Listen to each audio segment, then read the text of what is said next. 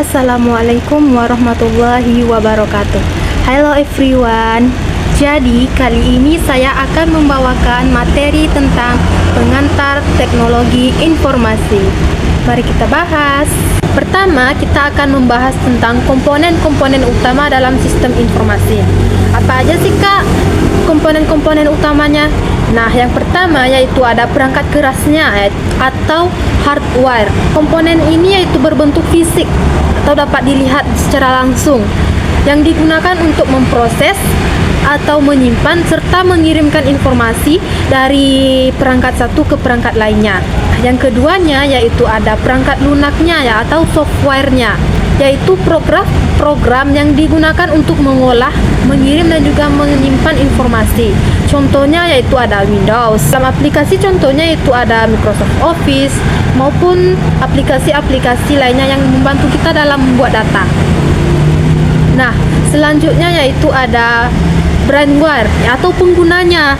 Dalam penggunaan sistem teknologi informasi yang memasukkan data atau mengoperasikan perangkat keras ataupun perangkat lunaknya, itu ada seorang penggunanya.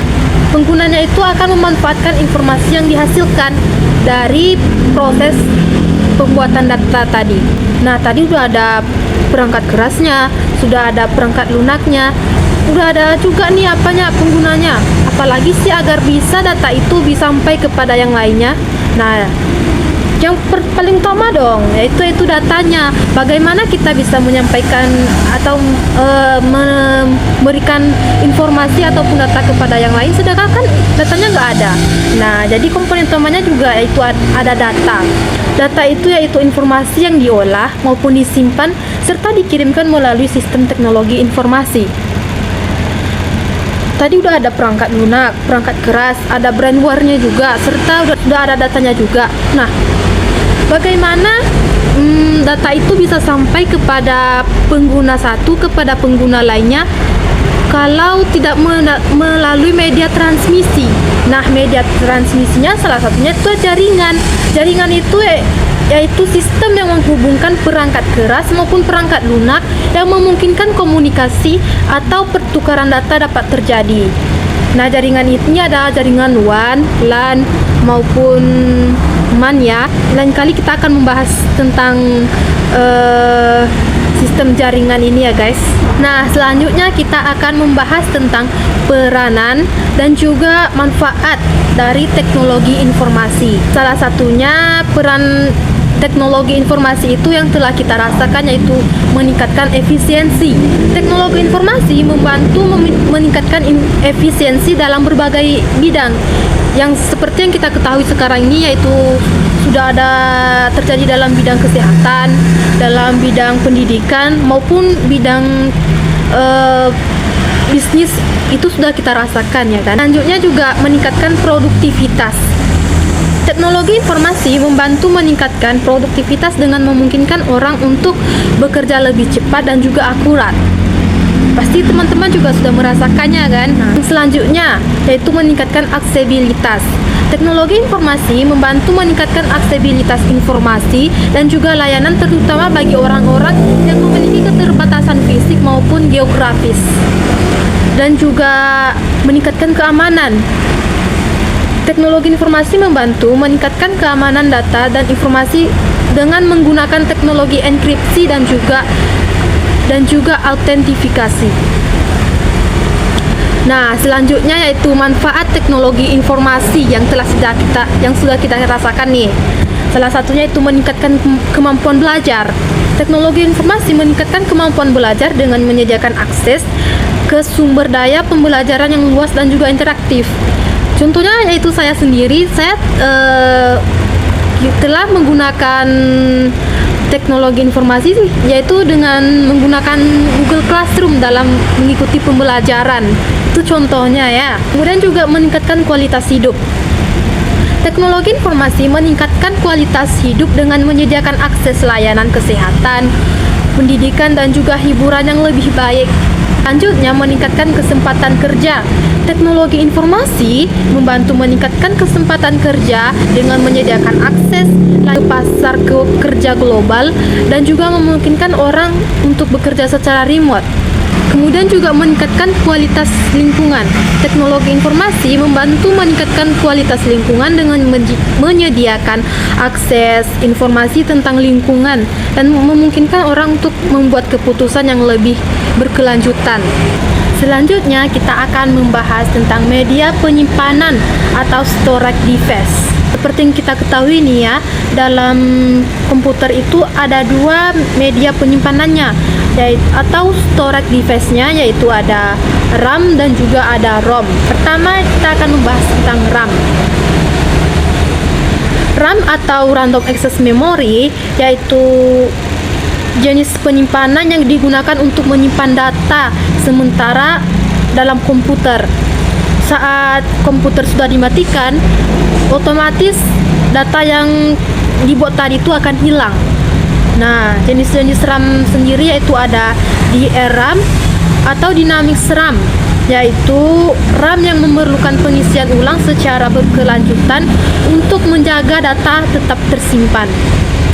Kemudian juga ada SRAM atau Static RAM, yaitu RAM yang tidak memerlukan pengisian ulang secara berkala untuk menjaga tetap tersimpan datanya. Nah, yang kemudian juga ada SDRAM atau Synchronous RAM, yaitu RAM yang sinkron dengan kecepatan prosesor. Nah, terakhir juga ada DDR SDRAM atau Double Data Rate SDRAM, yaitu RAM yang memiliki kecepatan transfer data yang lebih tinggi. Selanjutnya itu ada ROM. ROM itu yaitu Read Only Memory, yaitu jenis penyimpanan yang digunakan untuk menyimpan data yang tidak dapat diubah atau dihapus. Data yang disimpan di ROM bersifat permanen dan tidak akan hilang ketika komputer itu dimatikan. Nah, jenis-jenis ROM sendiri yaitu ada PROM atau Programmable ROM, yaitu ROM yang digunakan untuk diprogram oleh pengguna. Nah, kemudian juga ada EPROM atau Erasable Programmable ROM, yaitu ROM yang dapat diprogram dan dihapus oleh pengguna. Selanjutnya juga ada EEPROM atau Electrically Erasable Programmable ROM, yaitu ROM yang dapat diprogram dan dihapus secara elektrik. Nah, terakhir juga ada Flash ROM, yaitu ROM yang dapat diprogram dan dihapus secara cepat dan efisien. Jadi dapat disimpulkan bahwa RAM dan ROM adalah dua jenis penyimpanan yang berbeda fungsi dan juga karakteristiknya. RAM digunakan untuk menyimpan data sementara nih. Nah, kemudian ROM itu digunakan untuk menyimpan data yang tidak dapat diubah atau dihapus. Nah, selanjutnya yaitu ada perbedaan antara FAT32 dan juga NTFS. Perbedaan utama dari FAT32 dan juga NTFS yaitu FAT32 atau File Allocation Table 32 ya, adalah file sistem yang lebih lama dan juga lebih sederhana. Sedangkan NTFS atau New Technology File System adalah sistem file yang lebih modern dan juga canggih. Perbedaan selanjutnya dilihat dari kapasitas penyimpanan. FAT32 memiliki batasan kapasitas penyimpanan sebesar 4 GB per filenya, sedangkan NTFS tidak memiliki batasan kapasitas penyimpanan. Nah, perbedaan selanjutnya yaitu dilihat dari segi keamanannya. NTFS memiliki fitur keamanan yang lebih baik seperti enkripsi, akses kontrol, dan audit trail, sedangkan FAT32 tidak memiliki fitur keamanan yang sama. Selanjutnya, dilihat dari segi kompatibilitas. FAT32 lebih kompatibel dengan sistem operasi lama dan juga perangkat lain. Sedangkan NTFS hanya kompatibel dengan Windows NT 2000, XP, Vista 7, 8, dan 10. Perbedaan lainnya yaitu dilihat dari fitur yang disediakan. Nah, NTFS ini memiliki fitur yang tidak ada di FAT32. Salah satu fitur yang tidak ada di FAT32 yang dimiliki oleh NTFS yaitu enkripsi. NTFS memiliki fitur enkripsi yang dapat melindungi file dan juga folder dari akses tidak sah. Dan juga dari akses kontrolnya. NTFS memiliki fitur akses kontrolnya dapat mengatur siapa yang dapat mengakses file dan juga folder. Selanjutnya juga audit trailnya. NTFS memiliki fitur audit trail yang dapat merekam semua aktivitas yang terjadi pada file dan juga foldernya. Kemudian juga kompresi. Nah, NTFS memiliki fitur kompresi yang dapat mengoperasikan file dan folder untuk menghemat ruang penyimpanan. Kemudian juga recovery. NTFS memiliki fitur recovery dapat memulihkan file dan juga folder yang rusak atau terhapus. Jadi dapat kita simpulkan bahwa NTFS adalah sistem file yang lebih modern dan juga lebih canggih daripada FAT32 dengan fitur keamanan, kompresi dan juga recovery yang lebih baik. Namun FAT32 masih dapat digunakan pada sistem operasi lama dan juga perangkat lain yang tidak mendukung NTFS. Nah, selanjutnya kita akan membahas tentang input device dan juga output device. Pertama, kita akan membahas tentang input device. Input device adalah perangkat keras yang digunakan untuk memasukkan data dan perintah ke dalam komputer. Input device berfungsi untuk menghubungkan antara pengguna dan juga komputer, yang memungkinkan pengguna akan melakukan interaksi dengan komputer dan juga memasukkan data yang dibutuhkannya. Contoh input device yang kita ketahui yaitu ada keyboard, mouse, ada scanner, ada mikrofon, kamera, maupun touchpad. Masih banyak lagi. Oke, selanjutnya kita akan membahas tentang output device. Output device adalah perangkat keras yang digunakan untuk menampilkan atau mengeluarkan hasil dari proses komputer. Output device berfungsi untuk penghubung antara pengguna dan juga komputer, yang memungkinkan pengguna dapat melihat atau mendengarkan hasil dari proses komputer. Contoh yang kita ketahui dari output device yaitu ada monitor, kemudian ada printer, ada speaker, ada proyektor juga, dan masih banyak lainnya. Nah, selanjutnya kita akan membahas tentang perbedaan antara partisi MRB atau master boot record dan juga partisi GPT atau with partition table. Perbedaan utamanya yaitu dilihat dari struktur partisinya. MRB menggunakan struktur partisi yang lebih sederhana, sedangkan GPT menggunakan struktur partisi yang lebih kompleks dan juga fleksibel. Kemudian juga dari segi batasan kapasitas, MRB memiliki batasan kapasitas penyimpanan sebesar 2 TB, sedangkan GPT tidak memiliki batasan penyimpanan. Selanjutnya dari segi keamanan, GPT memiliki fitur keamanan yang lebih baik seperti proteksi terhadap serangan malware dan juga virus. Kemudian juga dari segi kompatibilitasnya, MRB lebih kompatibel dengan sistem operasi lama, sedangkan GPT lebih kompatibel dengan sistem operasi modern. Kemudian juga fitur-fitur tambahan GPT yang tidak dimiliki oleh MRB, yaitu partisi yang lebih banyak. GPT dapat menangani hingga 128 partisi, sedangkan MRB hanya dapat menangani hingga 4 partisi saja. Kemudian juga nama partisinya, GPT memungkinkan pengguna untuk memberikan nama pada partisi, sedangkan MRB tidak. Kemudian juga dari tipe partisinya, GPT memungkinkan pengguna untuk menentukan tipe partisi seperti partisi sistem, partisi data, dan lain-lain. Dapat kita simpulkan bahwa GPT adalah pilihan yang lebih baik untuk pengguna yang memerlukan kapasitas penyimpanan yang lebih besar dan juga fitur keamanan yang lebih baik. Namun, MRB masih dapat digunakan pada sistem operasi lama atau pada situasi di mana kompatibilitas dengan sistem operasi lama dan adalah prioritas. Nah, selanjutnya kita akan membahas tentang penerapan teknologi informasi dan juga penerapan teknologi informasi dalam penanganan bencana alam. Oke, pertama kita akan membahas peranannya dulu ya.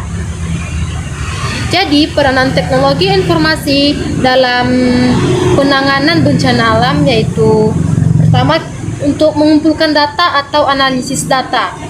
Teknologi informasi dapat digunakan untuk mengumpulkan dan juga menganalisis data tentang bencana alam yang terjadi seperti lokasi, intensitasnya, dan juga dampaknya. Kemudian juga sebagai peringatan dini. Teknologi informasi digunakan untuk mengirimkan peringatan kepada masyarakat yang terkena dampak bencana, sehingga mereka dapat mengambil keputusan atau tindakan untuk menyelamatkan diri. Selanjutnya juga koordinasi dan juga komunikasi. Teknologi informasi digunakan untuk mengkoordinasikan dan juga mengkomunikasikan upaya penanganan bencana alam antara tim penanganan bencana, pemerintah, dan juga masyarakat dapat berkoordinasi. Kemudian juga pemantauan dan evaluasi. Peranan ini yaitu digunakan untuk memantau, mengevaluasi dampak bencana. Selanjutnya kita akan membahas tentang penerapan teknologi informasi dalam penanganan bencana alam. Sistem informasi atau geografis digunakan untuk mengumpulkan dan juga menganalisis data geospasial tentang bencana alam. Kemudian juga teknologi satelit.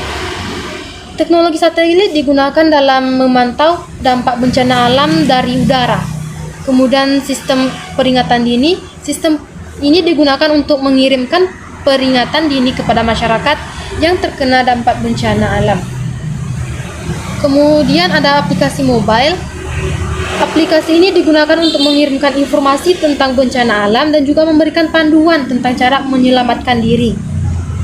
Kemudian juga sistem manajemen bencana, yaitu digunakan untuk mengkoordinasikan dan juga mengkomunikasi supaya bencana alam ini dapat ditangani. Nah, selanjutnya kita akan membahas tentang perkembangan teknologi informasi di Indonesia dan juga negara-negara lainnya. Menurut saya sendiri, perkembangan teknologi informasi di Indonesia dan negara-negara telah mengalami kemajuan yang sangat pesat ya. Perkembangan teknologi informasi di Indonesia telah mengalami pertumbuhan yang sangat pesat. Ini dapat dilihat dengan meningkatnya penggunaan internet, smartphone, dan juga aplikasi digital lainnya. Kemudian juga e-commerce yang berkembang pesat itu sudah terjadi, di mana Indonesia telah berkembang sangat pesat dari masa sebelumnya dengan banyaknya perusahaan e-commerce lokal dan internasional yang beroperasi di Indonesia. Kemudian juga keterlibatan pemerintah. Pemerintah Indonesia telah berupaya untuk meningkatkan penggunaan teknologi informasi dalam berbagai sektor, termasuk pendidikan, kesehatan, dan juga bidang pemerintah. Kemudian perkembangan teknologi informasi di negara-negara lainnya tidak kalah jauh, yaitu kita dapat melihat dengan negara-negara maju seperti Amerika Serikat, Jepang, Korea Selatan. Itu telah memiliki infrastruktur teknologi informasi yang sangat maju dan telah mengembangkan berbagai teknologi canggih seperti artificial intelligence dan juga Internet of Things atau IoT ya. Kemudian juga negara-negara berkembang seperti Cina, India, dan juga Brasil telah mengalami pertumbuhan yang sangat pesat dalam bidang teknologi informasi dan telah menjadi pusat perkembangan teknologi yang baru. Kemudian juga kolaborasi internasional yang lebih efektif dengan banyak perusahaan organisasi yang beroperasi secara global dan berbagai sumber daya serta pengetahuan yang beragam. Demikian presentasi tadi saya sampaikan. Semoga apa yang saya sampaikan dapat bermanfaat bagi kita semua. Dan juga jika ada kekurangan ataupun kesalahan, mohon dimaafkan. Saya akhiri dengan wassalamualaikum warahmatullahi wabarakatuh.